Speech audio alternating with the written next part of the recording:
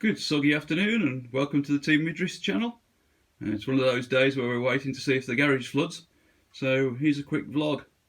So this is the 1958 gearbox setup. I've got a PTO on it, and this is the engine out of the Rover 60, I think it was originally. It's a car engine and a car gearbox. So one of the weird things about Landrover is this malarkey here. The selector's on the outside, and that all causes some trouble. The reason it's on the outside is because this is the original turret where the gear stick went into. So all the selector rods came through here nice and clean, everything's really good, but it would have come up through the seat box. So they've extended the rods out the front, given them new selectors. It's debatable whether it's worse or better, I suppose, when they get older. It's fine when it's new. At least when they do jump out of gear, you can poke them back in with a screwdriver through the hole. So up to here then and forward is basically Rover car. Then we've got this housing on the back here, which instead of being the trumpet housing that would go out the same as this PTO shaft goes through, here we go, just change around a bit, we can see that we've got a drop box or a transfer box. So there's a gear in the top coming on the back of the transmission, two intermediate gears on here, a straight cut and a helical, and the selection is done down here to the drive shaft. These vehicles have a rather weird long nose on the front, which confused a lot of people over the years. The first thing it does is to take this drive shaft far enough over this cross member underneath. The other thing was the 86-inch had the same prop shafts front and rear. So they kind of geared this thing up to be to throw everything forward. It's nearly empty, there's just one clutch in it, operated by a lever in here that just pulls a dog in and out. Originally on the Series 1 80 inches there was a ring of bolts here, and that's because they contained a sort of one-way clutch, like a ratchet but with three sets of three rollers, all different sizes. So if you were going forward you always had four-wheel drive, and you could lock up as well by pulling a ring pull in the gearbox. The disadvantage with that system is that you couldn't have two-wheel drive backwards. Now this transfer box isn't the right one for this vehicle. This was two-wheel drive, so there was a blanking plate here. So handbrake, drum, everything back there was identical. Here was a blanking plate. The front axle had no differential in it and no drive shafts. It was just a straight through tube. In this particular case, if you're wondering what all this malarkey is here, I've taken out all the Series 2 four-wheel drive selector stuff that was in there. That means that you have to pull it into low box to get it back out into two-wheel drive.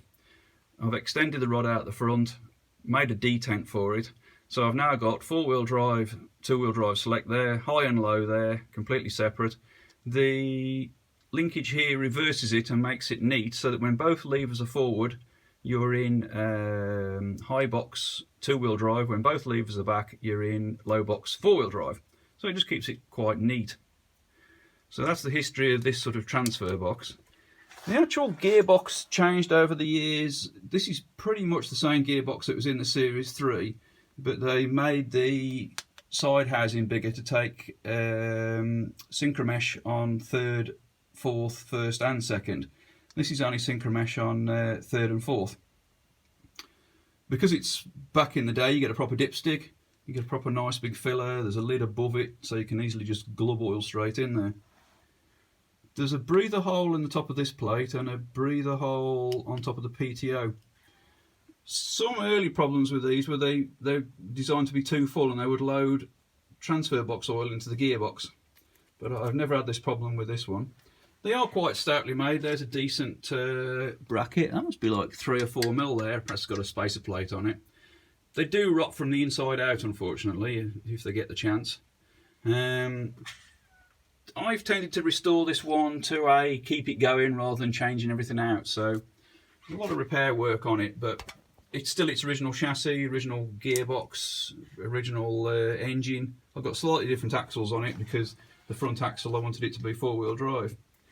One of the drawbacks of this system is that to take the gearbox out, the ring bolts there are easy. There are lots of things, everything's really accessible.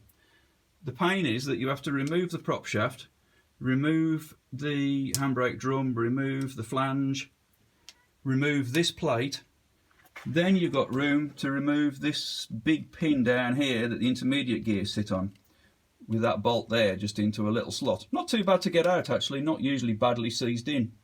The problem is that, of course, we've now got to take that out to remove the intermediate gears, and then we can get at one of the final gearbox bolts from up inside. So we've also got to drain the oil and take the base plate off. It's not the world's worst job, but considering I only want to take the transfer box off the gearbox, it is a bit of a nuisance.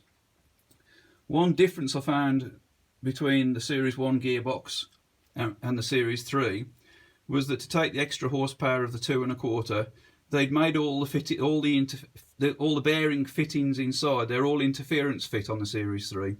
So with this gearbox, hopefully you can pop the 4 big bolts out of the front of the gearbox, which is actually typically of the era, Willys, Jeep, everything's a bit like that. Pull those out, and it should just slide apart. The Series 3, you've got to get in there with bars and pull the bearings out of the housings. So they've given us a bit of an inspection hatch there, which kind of makes this bracket all the more clever, because they've managed to pick up on 4 bolts there, knock up a bit of a bent housing, and away they've gone. So yeah, some of it's a bit nasty, some of it's very clever. The rod down here is the clutch lever, so clutch and brake are going down through the floor and out through the chassis. So rather than having a hydraulic or cable, this is the original rod straight inside there into the clutch fork. And the clutch fork is actually sitting on a proper oil immersed bearing. There's no seal in the front of these, it's a scroll, so if you do park them downhill on a very, very steep hill, turned off, oil runs down into the middle of your clutch plate. Everything else is proper seals, and does it kind of seal? It kind of doesn't, it's of its era. I mean, I imagine these things would be impossible to strip if they didn't leak, because they'd be rusty solid. So, I don't think there's a lot I can tell you. There's the Bendix starter motor thing clears there. They're just all nice big bolts. It's just the snag with these vehicles is that you get to this age and all the aluminium work starts to corrode. So the seat box, oh yeah, somebody cut the back in the day to save taking the gearbox out and having to remove all the seat boxes, and they actually just cut the centre section out of the seat box. So I need to do a bit of repair work there. I put that back in the day, that piece of yellow steel. Because the seat box collapsed. I could do it doing a bit better job than that, but I don't know, it works, doesn't it? So yeah, I think that's about it really. That's the differences between Series 1s and later vehicles, and a bit of history on where it came from. Thanks for watching.